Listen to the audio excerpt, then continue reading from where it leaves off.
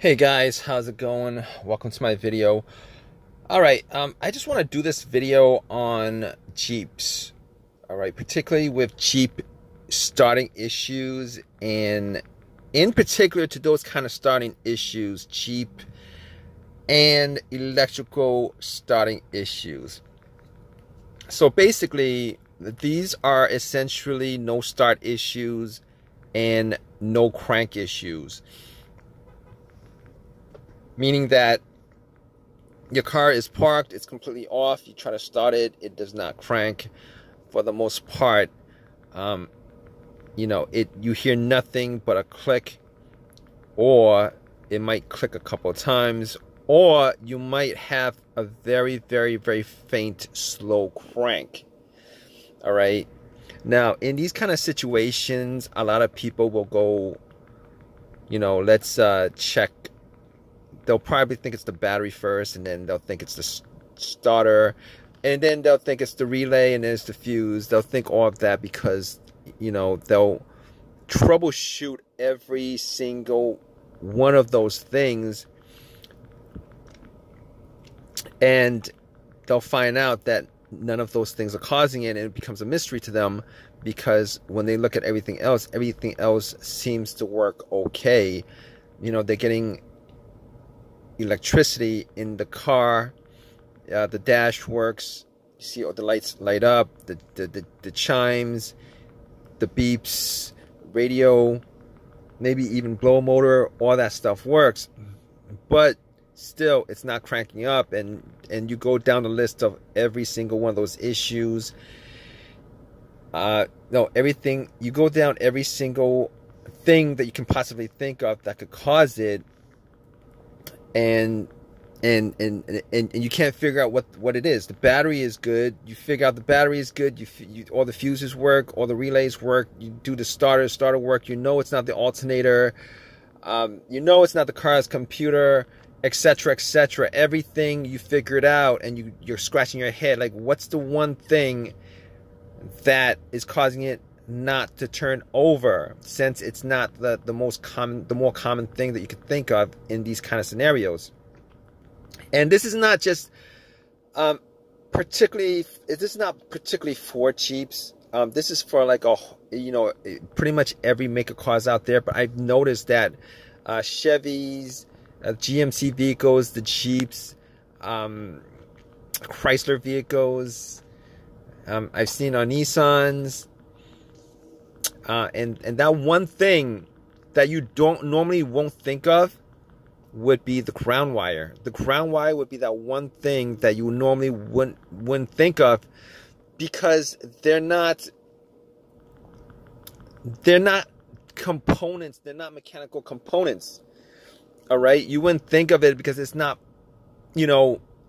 something that's pretty much in a box like fuses and relays are. That's in a box where you could go, oh, okay, maybe it's these, because those ground wires, aside from that one ground wire from the negative terminal that leads to the negative terminal of the battery to the frame of the car, there are at least a couple more ground wires for the car, and some of those ground wires might be connecting the engine block to the frame, and then everything else is grounded from that engine block. Even brackets could act as a ground as long as the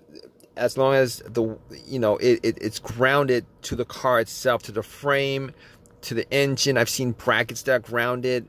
All right, a lot of these wires, out of age, they get kind of a bluish corrosion, a white bluish corrosion. You get rust where the ground is screwed onto the frame.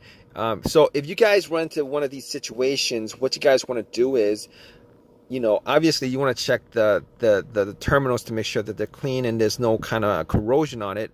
The second thing you would want to do is take the battery out and then trace the negative. All right, you want to clean out the terminals and then trace the negative to the frame. Normally, it's visible. It'll be very, once you take the battery off, you can trace it. Normally, it'll be grounded to the frame on the side. I've seen these grounds where it goes under the You know, a flat plate where the battery sits on. Sometimes you gotta take that off. But you know, if you look at it, a lot of times, especially on older vehicles, there's going to be rust, there's going to be crud, there's going to be oil, dried oil, there's going to be corrosion, maybe battery acid, a whole lot of things that could cause it not to be weak, if the ground is weak or it has no connection at all. So if you have one of those situations, what you want to do is you want to clean out the part of the ground where it connects to the battery, and then unscrew it, trace it to where it is. Sometimes it's connected to, to a part of the motor.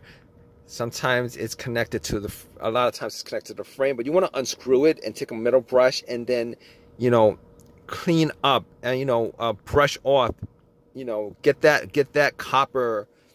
Get that copper to show, and instead of the grimy dirt that's on there. A lot of times there's grimy dirt.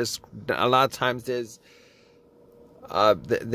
rust on it. You want to clean that up. Not only you're gonna clean that up, you're gonna use a brush to clean the hole where the thread of the screw goes into. Those two things. Very, very, very important, because it doesn't really take that much rust to keep the ground from connecting to the frame. It doesn't take that much crud and corrosion, especially on older cars where there's dust.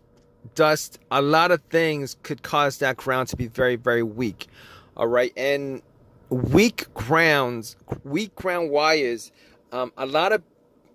A lot of people when they're looking for, to resolve these kind of no-start situations, to resolve these kind of situations where they're getting a weak crank, sometimes it'll crank up a little bit, sometimes it won't crank up at all, sometimes it'll crank, sometimes it won't crank, etc., etc. A lot of that has to do with electrical issues with the batteries being dirty. I've seen that a lot where if the battery terminals are dirty, or they're not clamped in right, or the clamps are bad, the clamps are loose, etc., etc. There's so many obvious things that you would think that would cause that, but it won't show up. It won't occur to you if you're not used to trying to fix these kind of electrical issues with cars, particularly in Jeeps and GM vehicles, Chevys. I've seen that. A lot of these cars have issues with the ground. Now, I've seen ground wires actually frayed and break off. Multiple times I've seen them frayed and break off, or have corrosion on them, or just completely broken off. I don't know why it happens, because it does happen. A lot of times I think like somebody might have just cut it. It looks like somebody might have cut it or something like that, but it frays off. For whatever reason, it frays off. There's, sometimes the ground, you might have, not enough, sometimes the thread in the wiring, they're partially broken off because of old age, deterioration, etc., etc. That's very, very important. If you guys don't know too much about electricity and how ground wires work, ground wires pretty much complete the whole entire circuit. All right, you might think the positive terminal is the most important part of the whole electric circuit, but the ground wire is as important as the positive portion of the line. All right, you could have like a big old positive wire line that goes to whatever part you're running to the start or whatever, and then the negative, maybe like a thin wire.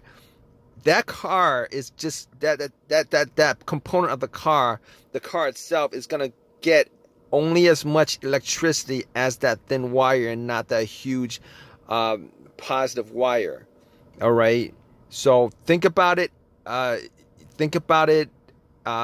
that way. If you were draining water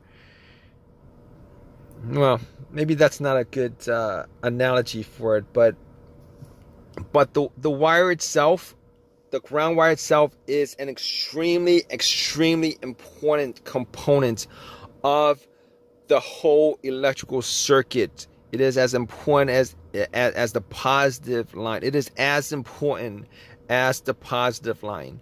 All right, and there are multiple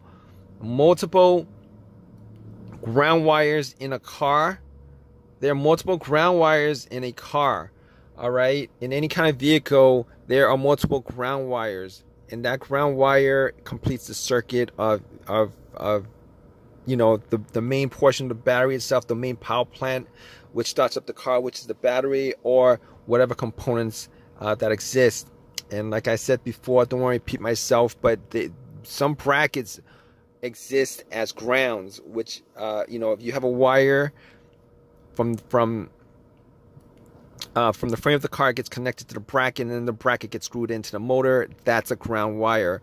So that's like very important. A lot of people don't seem to understand how the negative portion of the whole electrical system works. And I've had situations where I've had Jeeps where you know, it'll be dead. You put wires, you put another cable from another car to the battery, and it won't start. But you know, you would see the dash light up, but nothing else seems to work. If you're in that situation, probably you should check your ground to see whether it's either corroded or broken off, etc., etc. It's a very common situation, and these kind of situations lead to a lot of misdiagnosis as far as what's causing it, because ground issues pretty much kind of mask pretty much the same issues as, you know, that you could have issues with starting issues with a starter. A lot of people misdiagnose that as a starter issue, and then they spend a ton of money to replace the starter. A lot of people, you know, think that it's something else. But if you're in a situation where you actually, you know, go down the list of every single thing that you could possibly conceive of that could cause your no start issue, your no crank no start issue, or your slow crank no start issue, or your air, or any kind of electrical issue in your car, and you've pretty much exhausted everything else as far as trying to figure out, you know, what the issue is, always check out the grounds, always clean up the grounds, always, a lot of times it might be just that ground wire from the battery. It might just be that ground wire from the battery, the negative ground wire from the battery, that's causing the issues with your car. But look at the other stuff. Look around the car to see where the wires are going. Sometimes you'll see wire that goes from the frame of the car to the motor, frame of the car to a bracket, and you know, and they don't seem to do anything. They don't seem to do anything except for connecting one part of the car to another part of the car. You know, one part, you know, the frame to the engine, the frame to the bracket, and it seems to go nowhere. It doesn't have like a fuse or a component or relay to it. It's a ground wire, all right? And if you actually have an issue with the main ground, the battery ground, spend some time, check out where the other grounds are. They're very easy to spot if you've done this before, spotting ground wires. You know, just unscrew it.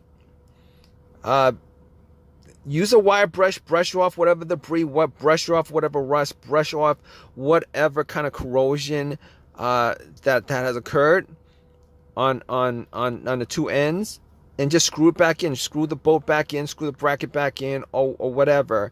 And a lot of times that will resolve whatever electrical issues you might have. If